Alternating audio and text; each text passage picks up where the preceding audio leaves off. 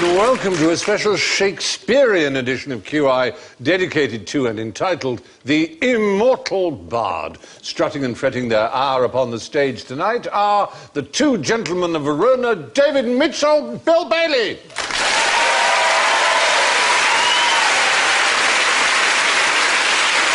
The merry wife of Windsor, Sue Perkins.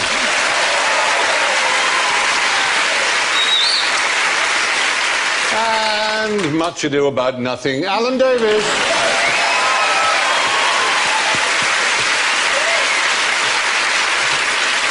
So, let the trumpet sound. David goes. Nice. Sue goes. Bill goes.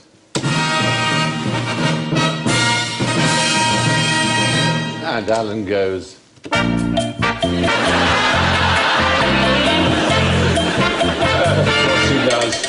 So, let's take to the stage, good gentles all.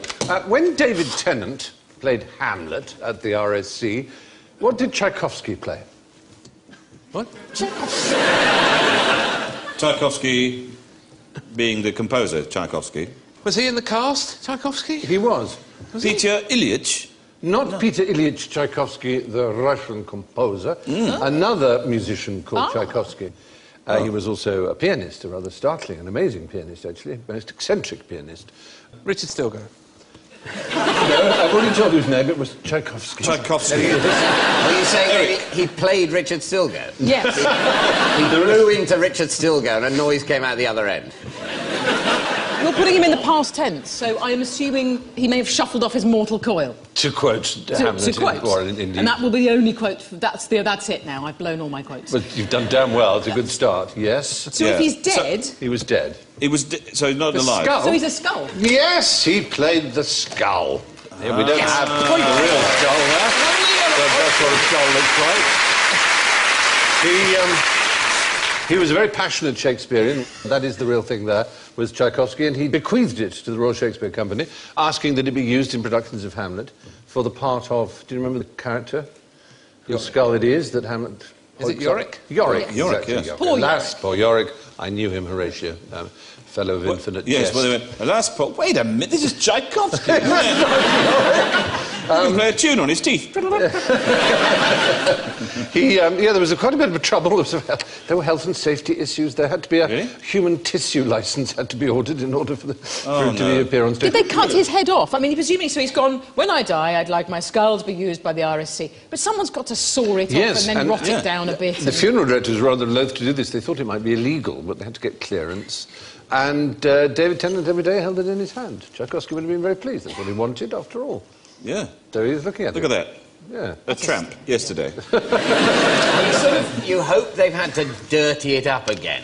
Oh, they very much, yes. So that's not just a bit of the guy that's still clean. There's a little face still on there he's got to wash off. It's a long time since I've seen Hamlet, but because it's such a well-known bit, you don't really question what happens in it. And it's an odd thing to do, to pick up a bloke's skull from a graveyard. But someone he knew... And then to sort of go, alas, you know, I knew him well. Rather than going, I feel a bit weird having picked up his skull. Because I knew him. That's sort of what he's saying. He's saying, you know, it's ridiculous. I knew this man. I would sit on his lap when I was a boy, and he's just... We're wont to set the table on a raw. And he looks at him and says, so where are your jokes now? Yeah. You know, not so funny now. It is one of the great contemplations of death and mortality. And it must be even weirder when you're doing it to a real person like that. David Tennant presumably knew the story that he was doing it to this chap who wanted it to be a symbol of death. It's going to be like I'm a Celebrity, isn't it? Agents are going to put their acts down to have their skulls used in there. Yeah, oh yeah, no, I'll get you your skull. You'll be in Shakespeare one day. It'd be awful, wouldn't it, though, if for your whole life you'd wanted to be an actor and it hadn't really worked out, and so you bequeathed your skull and it was used in a major production of Hamlet, and then all the reviewers said, I don't know, Yorick felt a bit stilted. Really ruined that scene, really. Yeah.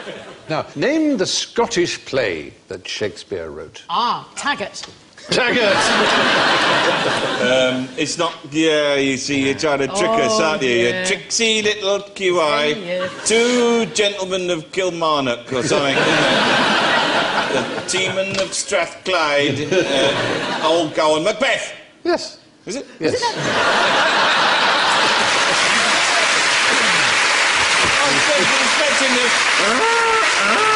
No, we thought that as actors you might say, never, never, I'll never say it. Then it would have got the forfeit. But you said never. I have to do the forfeit. Because, of course, as you know, there is a tradition, is there not? The very saying of the name Macbeth in a theatre is bad luck. You have to sleep with all your co-stars immediately. Is that what you were told? Yes! How interesting. What? Do you know how this came about, this reputation of Macbeth for being an unlucky play? Is it because Macbeth was the sort of the play in a company's repertoire that they'd bring out when something closed suddenly? Because it was sort of short and usually went down quite well, and so mention of Macbeth would imply that the current production was soon to close. It's certainly true. It's the shortest of the tragedies, and it's a banker. People always go and see Macbeth. It's a popular play. Yes. Now, there is actually a really specific reason. It was a hoax. A late 19th century wit who was writing a review of Macbeth just made up this story, that this play's cursed, you know. It was Max Beerbohm who had made this story up entirely. Although then, not many years later, in the 1942 production of Dear Johnny Gielgud... Dear Johnny. Yes. 4 people died in that production. What? Yes. Is that the one where they used machine guns to bring Burnham Wood to Dunsinane? They certainly used searing makeup, didn't they? Oh, that's fantastic. It's always good to go with an inflatable crown. Yeah. Yes, the 2 witches died. The Duncan died and the scene designer. The set was then redesigned for a comedy, and the principal in that died. The radiant Diana Wynyard, 30s and 40s actress, you may remember, there she is. Yeah? She played Lady Macbeth and thought it would be more convincing in the sleepwalking scene to have her eyes closed, and she walked off the stage into the orchestra pit. Certainly not. I don't know whether that's Macbeth's curse or being a stupid actress curse. They're all watching her go and just let her go. Yeah. This is the only way she'll learn. Yes. Did she carry on going from the sort of bowels of... out, damn sport! And then she climbed out again, apparently. Doing it all through rehearsals. I'm going to carry on. There's a few things that were actually that weren't, you know, hoaxes, were real, had some practical applications, like whistling. That was always sort of imbued into me every time when I did a play. It was like, don't whistle. Yes, no. Backstage. You are a terrible whistler. Well, maybe it was that. Yeah. Maybe it was... Yeah. No, it's because that's how they used to cue the scenery coming down. That's right, they used whistles for cues. And so you could have a nasty accident. you could, yeah, exactly. Isn't it ridiculous, though, that the way they got people to stop whistling is by saying, oh, it's a superstition, it's bad luck, and then people, oh, right, I won't then. People should adopt that with mobile phones. You tell people, oh, you're in the audience of a theatre, and maybe you want to turn your phone off so that, you know, if somebody rings you, it doesn't spoil it for everyone else. People sort of go, well, I hear that, but also I'm going to leave my phone on. If you tell them it's bad luck, they'll presumably all turn it off. Yeah. Yeah. Like a curse, There like an is a ancient curse. Yeah. Tutankhamun said before he died, couldn't abide the sound of the Nokia ringtone. Cursed everyone. I suppose you are. I curse all of you. Or if you put there was an article in, I don't know, say the Daily Mail, suggesting that other people's disapproval was carcinogenic. Well, yes. Brilliant. Brilliant. That's right. Or your house price might go down slightly. Yeah. A tidal wave of immigrants would suddenly invade the country, says Melanie Phillips. Should you turn your mobile phone off? Turn your mobile phone off, or Kosovan squirrels will steal your thimbles. You're nuts. I was in a theatre not long ago when a phone went off and the actor just said, "Oh, for fuck's sake!" Turn to you in the audience. Not to me. To you. So I'm glad to say, on this occasion, I was in. There was a time when sometimes doctors are needed on stage. When Ralph Richardson, suddenly went up and said, "Excuse me, is there a doctor in the house?" And the man put his hand up and said, "Yes, I'm a doctor." He said, "Oh, doctor, isn't this an awful play?"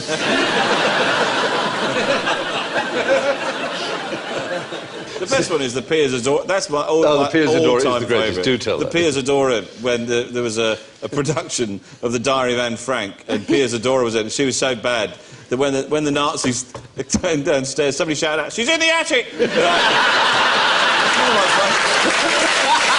attic! Get it over with! What about Richard Harris coming on drunk? And someone in the audience said, "Harris is drunk!" And he stood up, because he'd fallen down. He stood up and said, "If you think I'm drunk, wait till you see O'Toole." The most famous was Peter O'Toole was in the Coach and Horses in Soho one lunchtime having a drink, and he made best friends with the drinker he was standing next to, and they were getting absolutely pissed. And they said, and O'Toole said, "What should we do? Well, let's go and catch a matinee of something." So they wandered down Shaftesbury Avenue, and they said, "Well, let's go in there, see if it's any good." They sat down, both very drunk, and about 10 minutes in, Peter O'Toole nudged his friend and said, "Oh, you like this? This is where I come on." "Oh, fuck!" I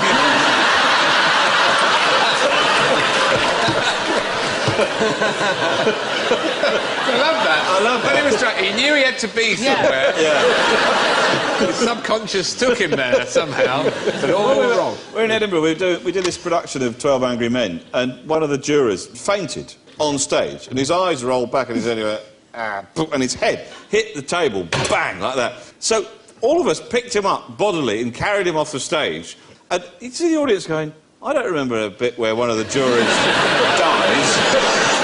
It was terrible. It was very hot that year, and I remember somebody fainted in the audience as well, and she cartwheeled down through the stairs like this, stage, like this, and she went ragdolled all the way down to the front of the stage. Whoa. And people were going like that, and she knocked over someone in a wheelchair, right? And he fell out of his chair like that.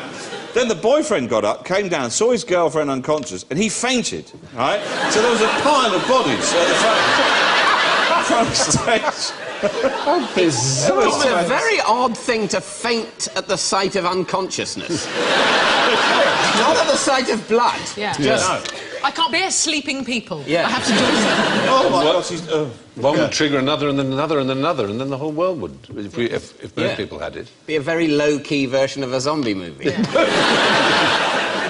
Well, yes, Max Beerbohm it was who invented The Curse of Macbeth in 1898. Leonard Bernstein wrote a musical based on Romeo and Juliet and set it in New York. What was it originally called? Was it West Side Story? It became West Side Story, but it was originally called... East Side Story. Yes!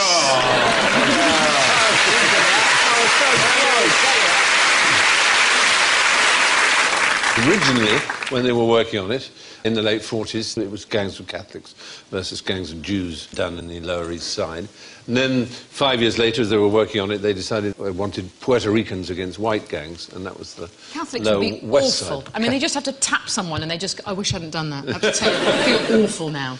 And there's just 10 years of terrible guilt. Puerto Ricans a bit more feisty. I think they are. Yeah. They are. Let's certainly admit that it worked. Gay and feisty by the look of them. I mean, well, yeah. it's the world of the musical, isn't it? It is showgirls all. And, all the pipes have been airbrushed out of this photograph.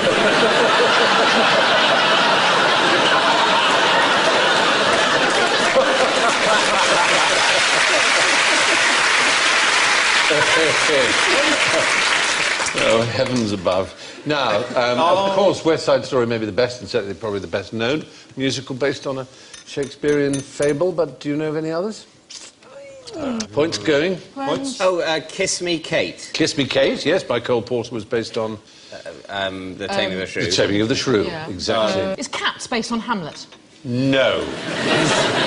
but, odd as that sounds, there is a stage musical playing in London at the moment that is based on Hamlet. Is it Hamlet, exclamation mark? No. There is Hamlet the musical, but this is a big West End musical based on a big movie that is actually the story of Hamlet. Oh, not Spamalot. Not Spamalot. No. A young prince. Oh. Born. Yes. And he's not a human. Oh. What? He's not a human. Is it E.T.? Thank you, audience. The Lion King is based on Hamlet. Did you not know? At what point does Hamlet say Hakuna Matata?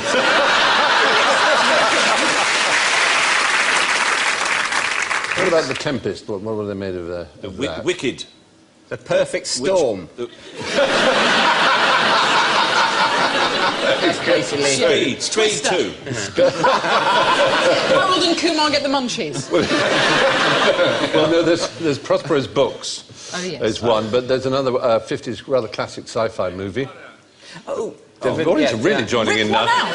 Forbidden Planet. Yes, working title, Rip One Out. Yeah. There was one based on the Comedy of Errors musical. What happens in the Comedy of Errors? Yeah, Lots of... there are two sets of identical twins. Oh, God, one of them's shipwrecked. Who's a girl? Who's a boy? I'm married. Twins. Everyone's dead. The Boys from Syracuse is the name of the musical. Oh, OK. Terminator 2. No. Shylock is sent back from the future to... Oh, I've got my chain stuck in my ruff.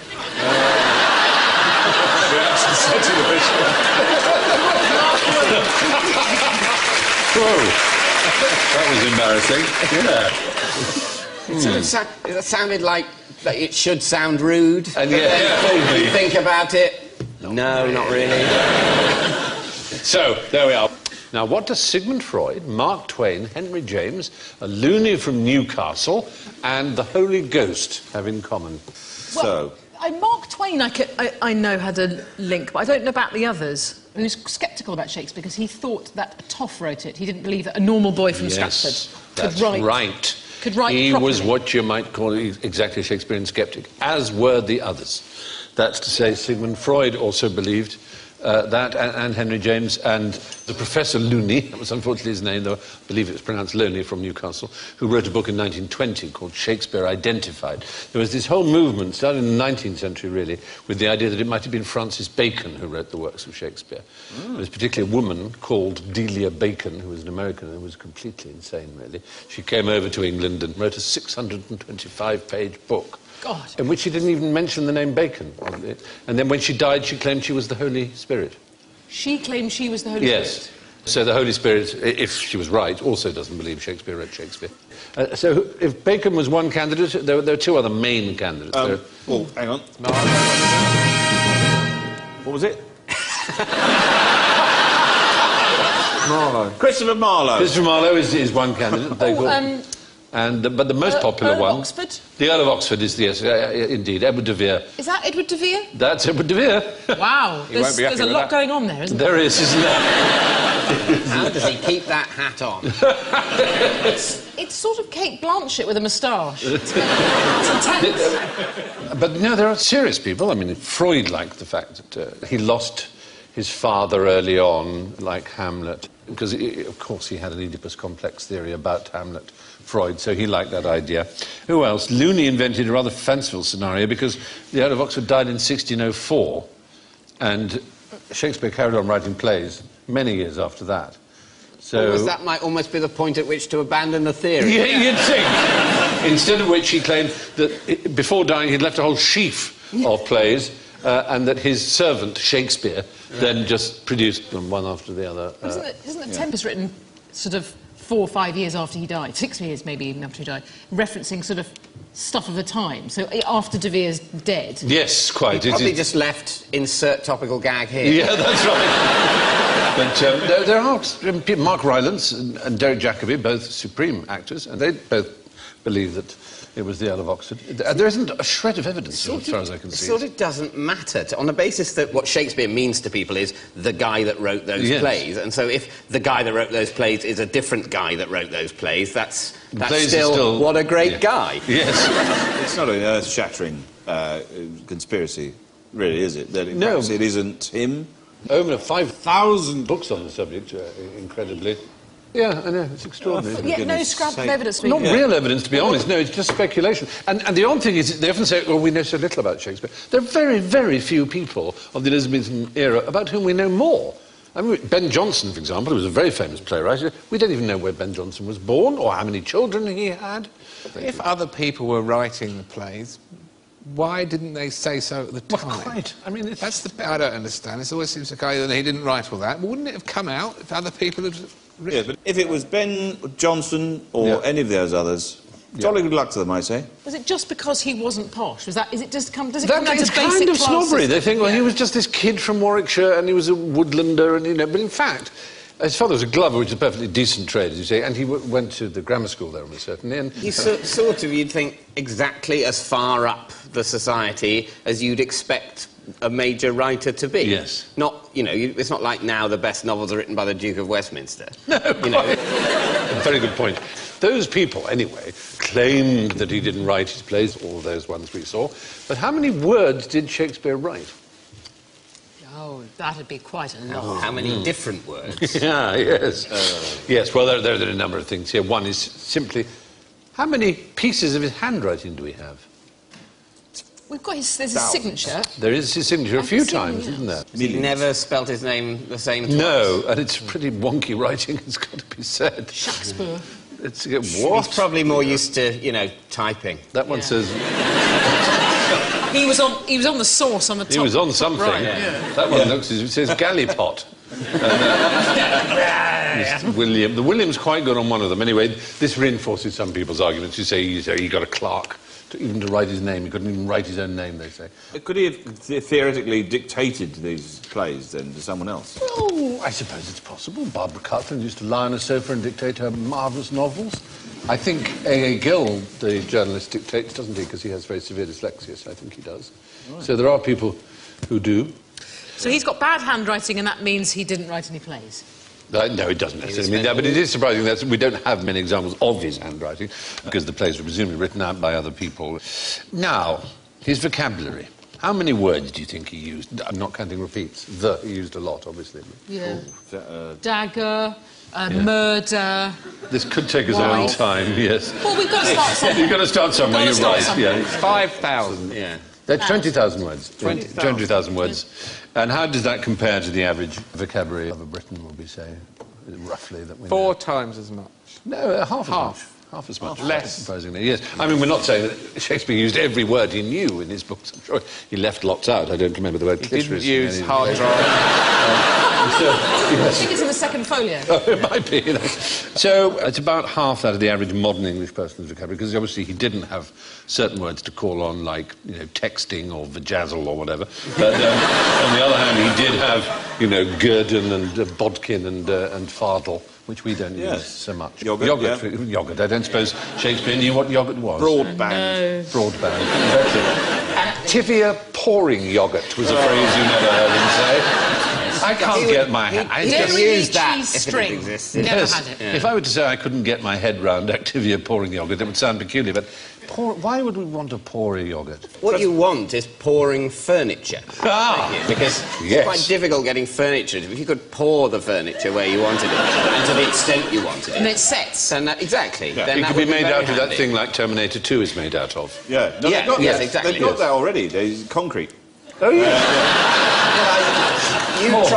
You try and make a piano out of concrete. I will. I'll give it a bloody good go. Essentially, you want spray on wood, don't you? I'm not talking about Viagra.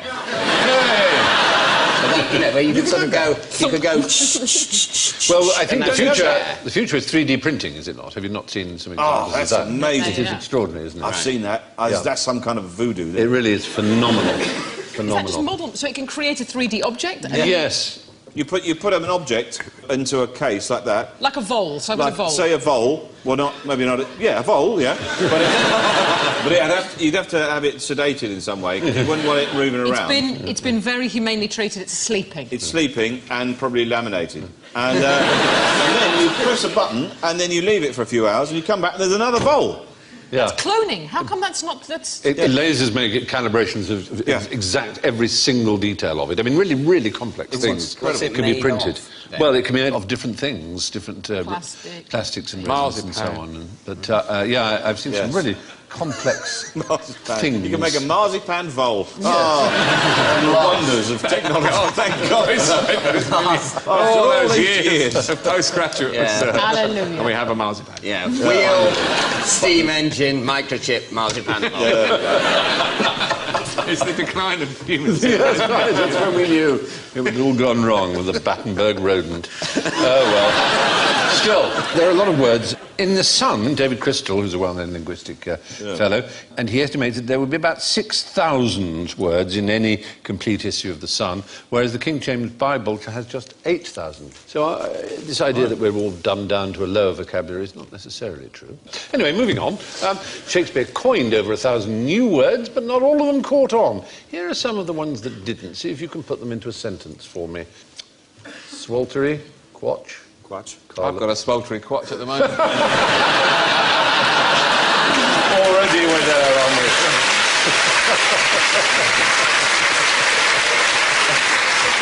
It happened when I put my kicky wickies on. The cock will be foxing. I've always been near-legged. You're a boggler in those times. I've boggled my Carlot. You're foxing. What happened to cockled boggler? Carlot, that's a thing. That's where people sell That's a sexy second-hand garage. cars. Yes, well, that's true, actually. It's just well ahead of its time. Way ahead of its time. Yeah. A boggler is a very clumsy burglar. Or it's a burglar that can't believe the stuff he's getting his hands on. Look at this DVD player. Well, he used it to mean a hesitator, one who boggles. I don't know if that was in boggling the mind. What is a kicky-wicky? Is that like a Russell Brand's version of a football or something? It's an affectionate term for a wife. Oh, my dear Kicky-Wicky. A kicky-wicky is not an affectionate term for a Domestic violence is a lot more acceptable. Oh, the old smashy-washy. The old battery-wattery.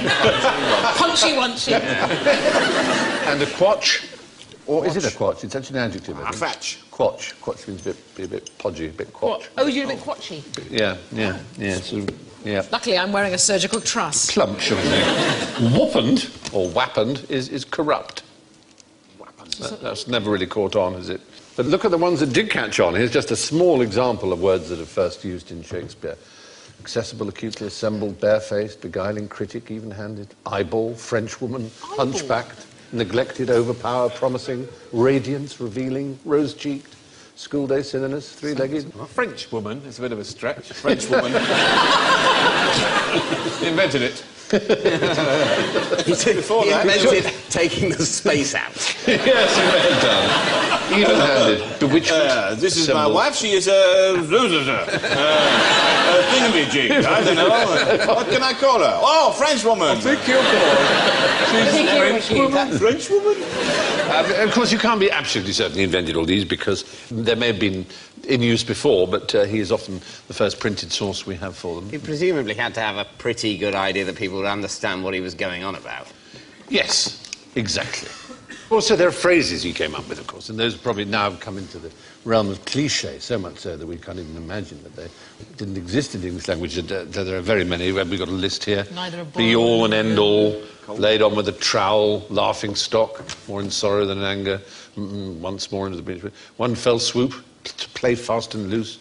There's the rub, thereby hangs a How tail. do you say what the Dickens? Dickens didn't come along for another 200. Exactly. A wild goose chase, that's one of his. A heart of gold, high time. The devil is due, the game's up, forever in the day. Dead as a doornail, that's one of his. A foregone conclusion. And of course many more that aren't there. To the manor born, it is cruel to be kind. All that Basically, the title of every programme we'll ever use. Yes, he did give a lot of titles. Yeah. If you're having trouble making up a programme title, open your Shakespeare. Yes, go to Pick the out a Shakespeare phrase. randomizer. That's what they did. Yeah. Oh, I've done it again. Oh, no.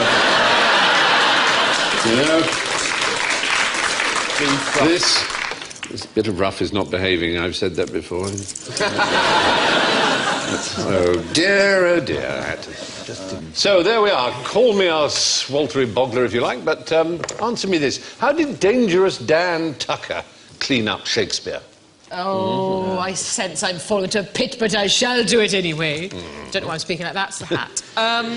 Did he do an abridged version, take out the mucky bits like the boggling and the... No, he didn't, I'm afraid. He took out all the bits. People did, as we know, but just to think of his name, Dangerous Dan, what does that make you think of? It makes me think of the Wild West. Yes, stay in the Wild West, then. And what did people like names like Dangerous Dan, when they cleaned something up, it was unlikely to be a broom cupboard or someone's spare bedroom. It would be a whole... Outlaws. It would be a town. They cleaned up, and cleaned up the town of Shakespeare. Clean up this town. There was a town called Shakespeare. There it is. It's now a ghost town. Wow. That looks like a fun way to spend a weekend. And it's in New Mexico. And it was lawless back in the day. So they sent for Dangerous Dan, who was a pretty violent sheriff. Hence the dangerous bit. Yeah, well, quite. He really was dangerous, too. He'd already been a city marshal in Silver City, where he was a deputy sheriff. He killed a drunken man who was standing on the street throwing rocks at people. Just went up and shot him. So he didn't put up with bad behaviour. He was a zero-tolerance sheriff. Yeah. So within the space of a few months in Shakespeare, he shot dead a cattle rustler. He killed a man who rode into a hotel riding a horse. Arrested and hanged the outlaw Russian-billed Tannenbaum for stealing a horse, and hanged Sandy King for being a damned nuisance. Thank God they can't do that anymore. Well, really, quite. He'd been a damned nuisance. About 17 people who live in those houses. Yeah, he wiped out the entire population. No more trouble here? Yeah. Of course, the little trap you fell into, the rewriting of Shakespeare, was primarily the work of a famous couple whose name was... Richard and Judy. Bowdler, the Bowdlers, indeed, absolutely, the Bowdlers. Thomas and Harriet Bowdler. Let's not forget Harriet. He was particularly strong with her blue pencil. She saw a word like swoggle or something, I'm sure. So they brought out children's editions of Shakespeare, which all the bloody nasty bits were cut out. They give the tragedies happy ending. Name Tate certainly wrote a version of King Lear with a happy ending, and that was very popular for over 100 years. People like happy endings. They do, don't they? I'd say give them what they want. Big song at the end. Well, actually, funnily enough, you know, they did give them what they want, a big song at the end. Even after a tragedy, on would come a comic and do a jig and make a lot of jokes about the tragedy. That's the way it So it's a blow wind, crack your cheeks. My mother-in-law. Exactly. Don't worry, it was all pretend. Hey. Now, how did Shakespeare's Bottom get to Norwich? Well... Are there relics, bits of him? Well, he had a famous comedian who played Bottom and Falstaff. Who did? Shakespeare. Oh. And he created them for him. He was well known. He was considered the funniest man in England. And his name is sometimes put, it says Kemp instead of Bottom on the original play script, because it was so obviously Kemp who was going to play him. Will Kemp, his name was. But he had a dreadful falling out with Shakespeare or with whoever was running the company, well, with Burbage or somebody, and he went off in a right huff. But he decided, as a publicity stunt, he would Morris dance all the way to Norwich from London. Oh. That's unnecessary. He did it, it took him about 3 weeks, but he did it over the course of 9 days. And there's a famous phrase that comes from this thing that he did. And Cocking about? No. Making he wrote a book, tit of yourself? Kemp's 9 Days Wonder. It was a 9 days wonder. That's where the phrase a 9 days wonder comes from. And he just did it to draw up publicity to himself. So, I may have left Shakespeare companies, but I'm the man, and they're going to go down now. And unfortunately, quite the reverse happened. He went off to Italy and died in penury. His gravestone just says, Kemp, a man. And after he left, the first play Shakespeare wrote was Henry V, in which Falstaff dies off stage. So Kemp was kind of got rid of that way. And a new man called Armin came in and played the comedians. But while we're on the subject of Will Kemp there and his Morris dancing, let me ask this. What do you call a group of Morris dancers? An arse. Swarm. Swarm. An embarrassment. Oh. Plague. A bell end. A bell end. Honestly, poor old Britain. We've got one folk tradition in England, and all we do is laugh at it. But it's absolutely true. It really generates hostility. People get dancing, and people get so mean about it. I think we think they're up to something. It's charming. A perv of Morris dancing. I think it's very valuable that we can point to that and say, see, it's a free country. We're not doing that in Afghanistan. Yeah, really. If we were going to ban anything, we'd ban that. You know what's going to happen? You see, if this scene now of all of us dressed like this and this photograph here behind us like that is we're going to end up as like an "and finally" section on foreign news programmes. Finalement, les Anglais. It's known as a side, anyway. A side group of Morris men. No one quite knows where Morris dancing comes from. We think it's from Morisco, as in Moorish, maybe a way to celebrate the expulsion of the Moors from Spain, various dances, and it's spread into England that way, but certainly not pagan and mystical and anything like that. It's pretty recent, 14th century is the earliest you can go back to it. There are 150 sides now registered in the USA. So American Morris dancing is taking off in a big way. That's 3 per state on average. I've joined a bell end. This is what they do in old England, merry England. There's an Arctic Morris group based in Helsinki. But now, time to visit that undiscovered country from whose bourne no idiot returns as we ring down the curtain on general ignorance. Sound drums and trumpets, farewell, sour annoy, for here I hope begins our lasting joy. Fingers on buzzers, in other words. What best describes, in one word, Richard III's appearance? Hunchback! There's no evidence at all that Richard III had a hunched back. Just the black propaganda of the Tudors who succeeded him. But the character in the play does. The character in the play does, certainly. And a limp, a sort of arm, twisted arm, isn't he? A bottled spider, one of the things he's called. What a hideous name, isn't it? But no, it seems he was a rather decent fellow, in many respects. Intelligent, kind. There was a man called Polydore Virgil, who was a historian who was determined to paint Richard III as black as possible, and so described him as ugly, because in those days they associated ugliness and so on with much as we do today, with wickedness. So, while on that sort of thing, how beautiful was Cleopatra? She was minging. Well, I think it was sort of a bit weird looking, but sort of striking. Yes, she had a sort of bit of a weird nose. Long nose, a long pointy nose. It seems possibly she had a long pointy nose. There's certainly no contemporary suggestion that she was particularly beautiful. They do say she had a very beautiful voice and that she was very charismatic. She seemed sexy. She seemed sexy, which I find is half the battle. Her mouth is very small in that it only extends as far as the flare of her nostril. Yeah, that isn't necessarily Cleopatra. No. No. Artist's impression. The woman who's got mad with some napkins. Yeah. She's gone serviette crazy. Age cannot wither her, nor custom stale her infinite variety, as Barber said about her, I think. Now, how did Christopher Marlowe die? Well, now... Ta-da! Yes. Let me say it so you can mock me. He died in a bar brawl being stabbed. Dear me.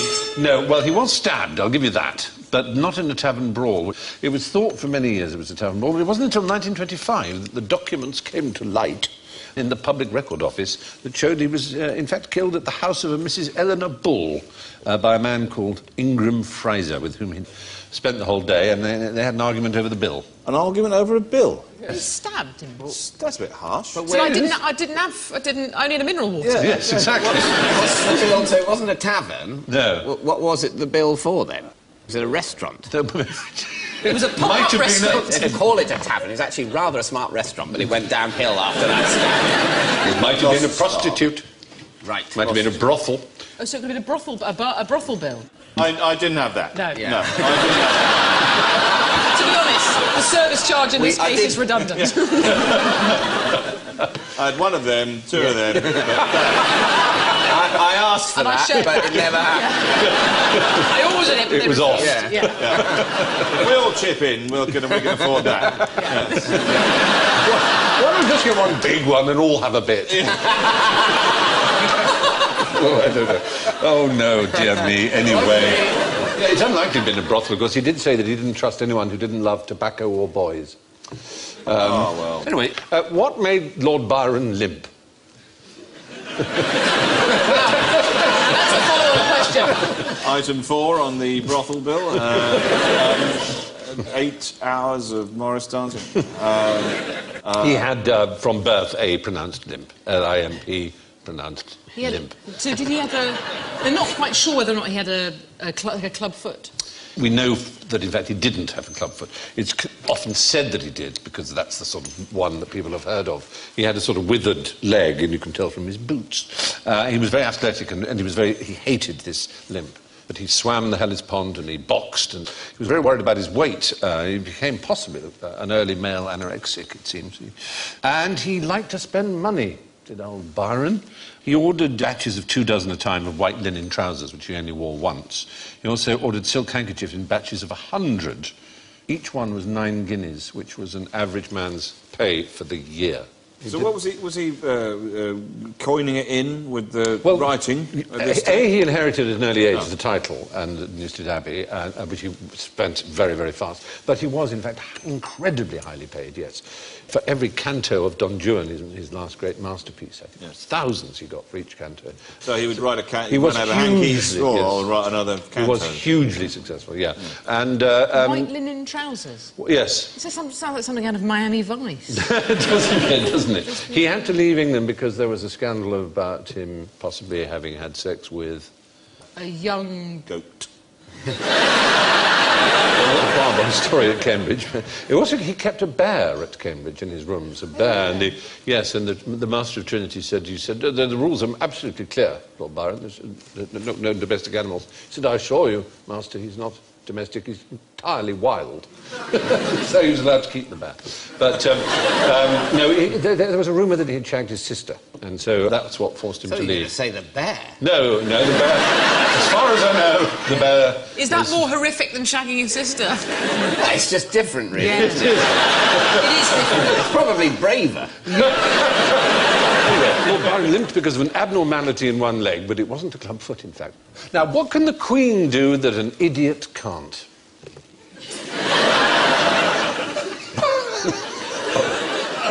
By the looks of it, kill people with their own eyes.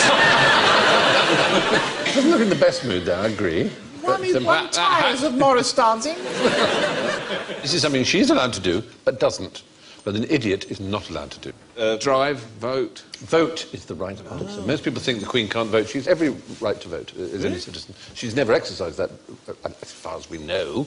But idiots are not allowed to vote. And lunatics may only vote during their lucid periods. So test them on the way into the food. So it's a surprise that most people think that the royals can't vote. They can, they just choose not to. But alas, alack, and well away, our revels now are ended. These are actors, as I foretold you. We're all spirits and are melted into air, into thin air, and we must consult the scores. Well, my gracious heavens. I'm afraid rather down the bottom of the list with -14, Bill Bailey.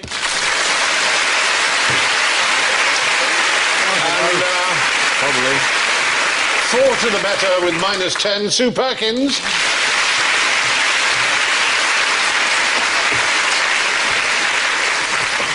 Second witch with a very creditable +3, Alan Davis.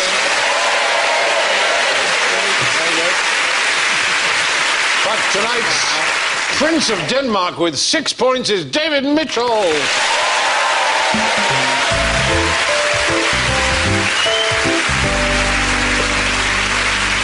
Well, it only remains for me to thank our dramatist personae, Sue, David, Bill and Alan, and to leave you with this perceptive thought from Robert Wilensky. We've heard that 1,000,000 monkeys at 1,000,000 keyboards could produce the complete works of Shakespeare, but now, thanks to the internet, we know that this is not true. Good night.